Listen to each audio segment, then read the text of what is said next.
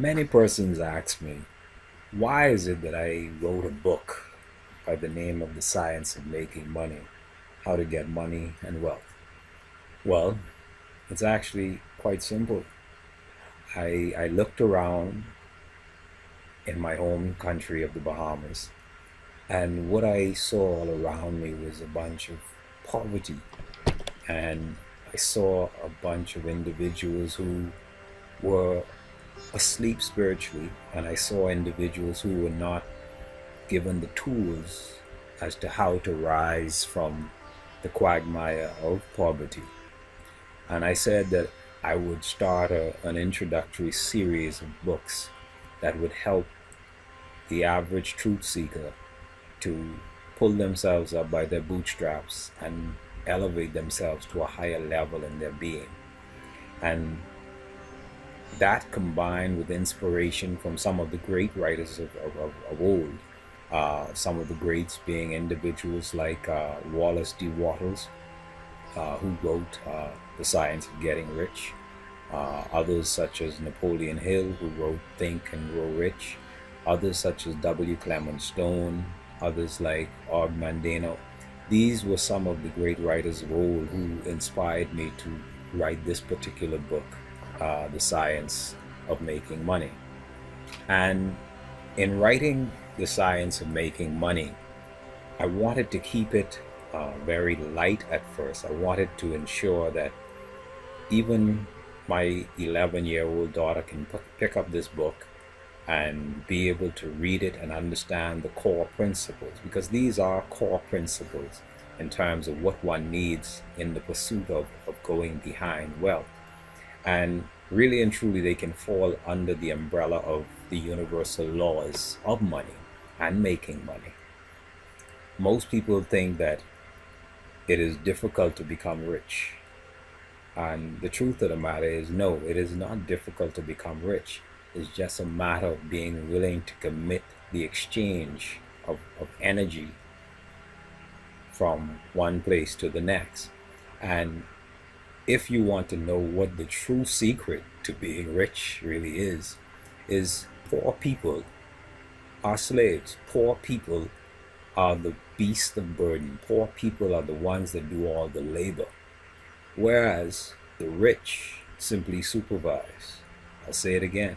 The rich supervise. The rich do not carry out the acts of the beast of burdens. They relegate that to the individual who has not awakened themselves to realize that poverty is something that can be risen from.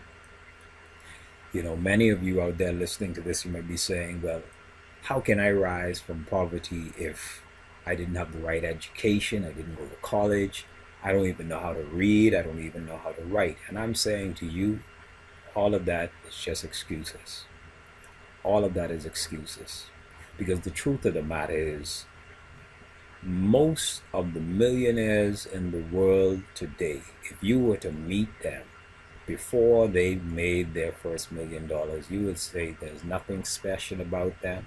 There's nothing that these individuals have that will set them apart to ensure that they become millionaires. As for myself, I was born in one of the worst ghettos in the Bahamas. Uh, and out of that, I decided I did not want to be poor. That was simply it. I did not want to be poor. And I did not want my children to be poor. And as a result, I made it my business to become a student of money, a moneyologist. I made it my business to associate and to hang around with individuals who were millionaires and who knew what it took to make money. And as a result of that, I was able to learn some things. I learned some things from these individuals. Now, here it is. As an individual, if you want to be rich, one of the things you need to be mindful of is age does not matter. Race, color, creed does not matter. Money or currency does not see any of that stuff. All money and currency sees is the energy that is being put into play. If your vibration is at the right vibration of attracting money, you will attract money. But if your vibration is that of one who is repelling money, you will repel money. If you see money as a bad thing, if you see money as something that is negative, then money will always be a stranger to you. If you see money as a tool, if you see money as an instrument to help you to accomplish other tasks, to help you accomplish greater works, you will find that money comes more easily and more quickly to you.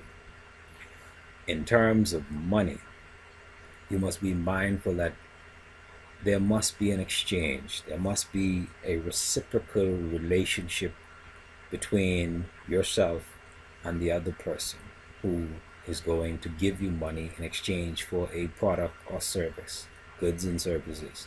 There is an exchange. And to understand even more fully the construct of money, you must realize that there's no such thing as not enough money in this world. At any given point in time, money is always moving through the world. Money simply never sleeps. So if money never sleeps and money is always moving, there's enough out there for you to get some. And the truth be told, there's enough money in the world for every human being. 7 billion of us. There's enough money out there for all of us to be millionaires. So don't think for a second that if Joe Blow down the road becomes a millionaire, that means you can't make it. Don't think that if your cousin becomes a millionaire, that takes away from your ability to become a millionaire. No, all of this is a falsehood. That is something that comes from a construct of lack. That comes from a construct of not enough. There is enough. There's enough on this planet for everybody to thrive and be more than just surviving, but thriving and striving and coming to a higher level of being. So ask yourself, before you start this money journey, how much will it take to make you happy? How much money will it take to make you comfortable? How much will it take to bring you peace, bring you joy? See, the thing about it is, the Bible says that money answers all things, yes. But you must also understand that you must not fall in love with the tool of money, because the same Bible also tells you that the love of money is the root of all evil. Not money, the love of money is the root of all evil. So you must be mindful that just as a carpenter does not fall in love with his hammer or his saw, you must not fall in love with money. You must simply be cognizant and you must be mindful that money is merely there for you to accomplish the task and the mission and the goals and the purpose for your life. That is all money is. Do not get caught up on the vanity aspect of this. Do not get caught up on trying to beat the Joneses or trying to be better than your neighbor. Do not get caught up in trying to live vicariously through material things. That is a fool's path. Money is meant to improve your life, improve your family, improve your community, improve your country, improve the nation. That is what money is for. And if you are an individual finding yourself coming into a place of selfishness, then it means that you are on a destructive path in relation to money, and that needs to be readjusted. But in conclusion, as I wrap this video up, you need to be mindful that nothing is impossible. First and foremost, nothing is impossible, because when you look at the word impossible, it says I'm possible. Anything you put your mind to, no matter how big it is, if you focus on it long enough and you work on it long enough, it will manifest. It will manifest. Here it is. Whatever dream you may be carrying, whatever thing that sits deep in your belly, deep in your gut, that needs to come out before you pass on to the next round. Don't let nobody tell you that it cannot be done. Don't let another human being tell you what your limitations are. You, my friend, you are the child of a God.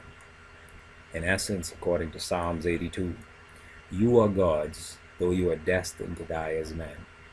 So I am here now telling you, if you want money, you must become the God that you are. You must become a creator. Gods create. What are you creating to bring money into your world? What are you creating?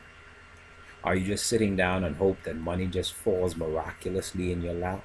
Are you just sitting back and just hoping that you're going to beg the rest of your life and hope that others are just simply going to take care of you? Or are you standing up on your own 2 feet and being the man or woman that you were created to be, a creator? If your life is not going the way you want it to go financially, you have the ability to change it. And I am here telling you to change it. Seize the day. Carpe diem. Do the impossible. Create the world that you want to live in. Create.